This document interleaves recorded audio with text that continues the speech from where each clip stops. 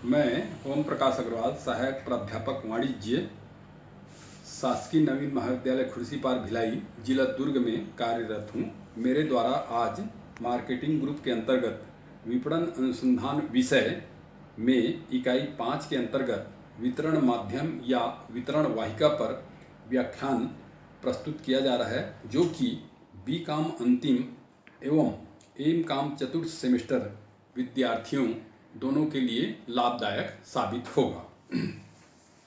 वितरण माध्यम या वितरण वाहिका का अर्थ एवं परिभाषा। प्रत्येक वस्तु का उत्पादन उसको अंतिम उपभोक्ता तक पहुंचाने के लिए किया जाता है, लेकिन उसको अंतिम उपभोक्ता तक पहुंचाने के लिए कई माध्यमों का सहारा लिया जाता है। जैसे एक निर्माता फुटकर विक्रेताओं की सेवाओं का उपयोग कर उपभोक्ताओं को अपने माल को बेच सकता है।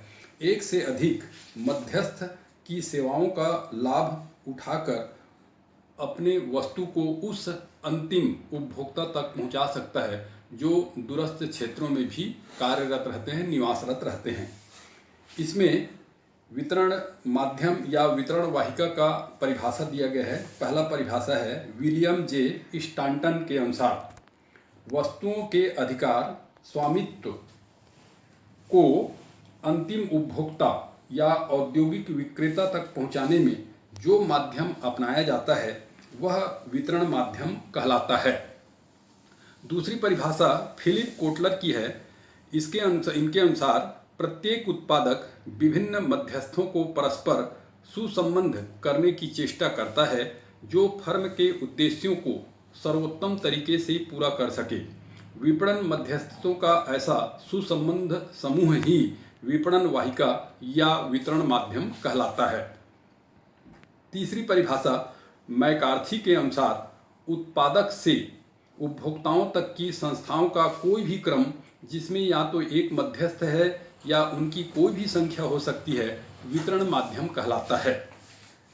उपरोक्त परिभाषाओं के आधार पर यह कहा जा सकता है कि वितरण माध्यम या वितरण वाहिका वह मार्ग है जिसमें से होकर वस्तुओं के स्वामित्व का अधिकार उत्पादक से लेकर अंतिम उपभोक्ता तक पहुंचाया जाता है। वस्तुओं का स्वामित्व अधिकार परिवर्तन के लिए जिन मध्यस्थों की आवश्यकता पड़ती है उनको विपणन मध्यस्थ कहा जाता है। इस प्रकार वितरण वाहिका के 3 पक्ष होते हैं। प्रथम उत्पादक पक्ष, दूसरा मध्यस्थ पक्ष और तीसरा अंतिम उपभोक्ता पक्ष। अब इसके बाद मैं वितरण माध्यम या वितरण वाहिकाओं के प्रकार के बारे में बताऊंगा। इसके अंतर्गत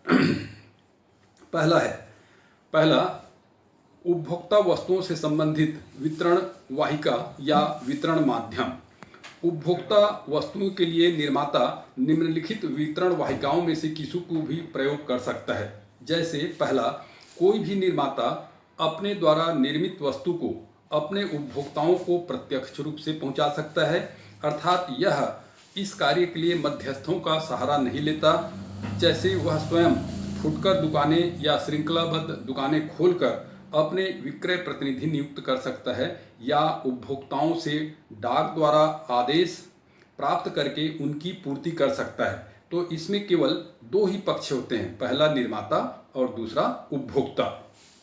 इसी तरह से दूसरे जो प्रकार है उसके अंतर्गत निर्माता अपनी वस्तु को उपभोक्ता तक पहुंचाने के लिए एक मध्यस्थ का सहारा लेता है, जो प्रायः फुटकर व्यापारी या एजेंट हो सकता है। इसमें फिर इसके जो चैनल हैं वह पहला निर्माता, दूसरा फुटकर व्यापारी या एजेंट और तीसरा उपभोक्ता होता है। इसी तरह से तीसरे नंबर पे निर्माता अपनी वस्तु को उपभोक्ता या प्रयोगकर्ता तक पहुंचाने के लिए 2 मध्यस्थों के सहारा प्राप्त कर सकता है। ये मध्यस्थ प्रायः थोक व्यापारी या फुटकर व्यापारी होते हैं। ऐसी वितरण वाहिका का उपयोग प्रायः उस अवस्था में किया जाता है जबकि उत्पादकों की संख्या अधिक हो या उपभोक्ता दूर दूर तक बिखरे हुए हों और वस्तु को थोड़ी थोड़ी मात्रा में क्रय करते हों। इसमें जो चैनल बनता है वह निर्माता से थोक व्यापारी से फुटकर व्यापारी और फुटकर व्यापारी से उपभोक्ताओं तक वस्तुओं को पहुंचाया जाता है।